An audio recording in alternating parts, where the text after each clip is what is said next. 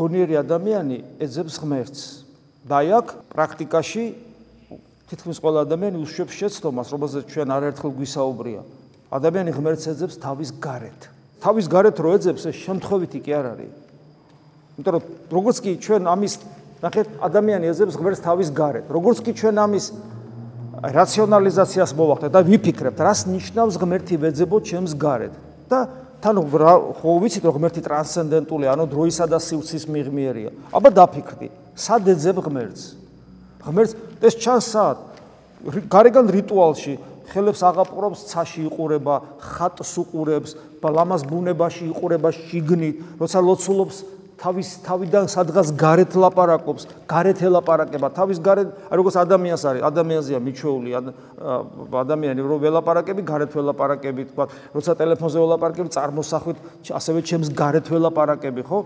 აი ასევე ღმერთს ასე ველაპარაკები.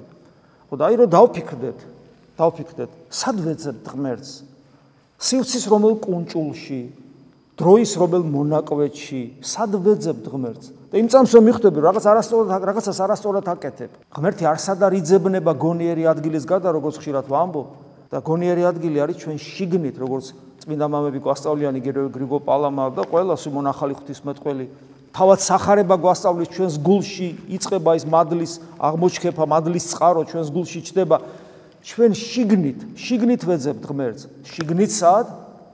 რა თქმა უნდა მისტიკურ სიღრმეში. რა თქმა უნდა ადამიანი რო გაჭრა იმ ადგილს ვერ იპოვი ფიზიკურად. ეს მისტიკური საიდუმლოებრივი სივრცეა.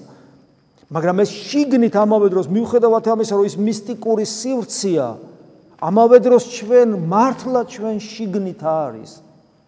ვერ იპოვი მას ფიზიკურად, მაგრამ ის ჩვენ შიგნით არის. ჩვენ სულისა და ჩვენი ხორცის შიგნით არის.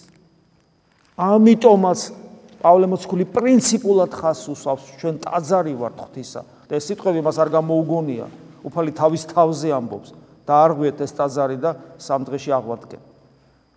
მან უწოდა ადამიანს ტაძარი, ქრისტემ უწოდა ადამიანს ტაძარი. მან ასეთაც შექმნა ადამიანი. ამიტომ მთელი ჩვენი რელიგიური პრაქტიკა, რაც ლოცვაში ვლინდება და ზიარებაშიც, ის მიმართულია არა შიგნიდან გარეთ, არამედ გარედან შიგნით. შიგნიდან გარეთ მიმართული იმიტომ არის ჩვენ შემთხვევაში, რომ ჩვენ დაზიანებული ვართ და ადამიანის გენეტიკური მემკვიდრეები ვართ. ადამმა რა გააკეთა? განღმრთობისათვის, ანუ სრულყოფილებისათვის გარე რიტუალი ჩაატარა. გარედან მოწყვეტილი ხილით უნდოდა განღმრთობა. და ეს დაზიანებული ბუნება ამგვარად დაზიანდა. ეს დაზიანებულობა, რომ ეს უყოფილებას გარე მანიპულაციებით ეძებს, ჩვენ გადმოგვეცა თითოეულ ჩვენგანს და ჩვენ ასეთები ვართ, ასე ვიქცევით. მიუხედავად იმისა, რომ ქრისტიანული ღვთისმეტყველება 2000 წლის განმავლობაში სხვა რამეს გვეუბნება, გარედან შიგნით უნდა შევიდეთ. გარედან შიგნით შევიდეთ რას ნიშნავს? გარეთ ვარ? დიახ, გარეთ ვარ.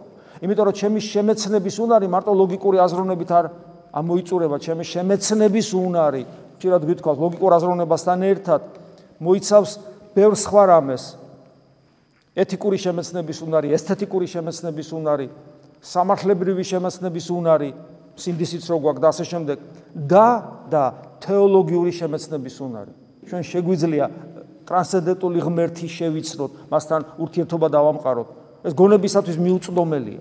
და ის შემეცნების ის უნარი, რომელსაც გონება ქვია, დიდი ასოთი გონება, სამწუხაროდ ჩვენს გარეთ იმყოფება. ანუ ჩვენს ტვინში იმყოფება, შეიძლება ასე ითქვას, რომელიც უნდა დაბრუნდეს როგორც უძღები შვილი მამასთან გულში, ანუ გარედან შიგნით. და ეს პროცესი გარედან შიგნით დაბრუნებისა არის სულიერი ცხოვრების პრაქტიკა.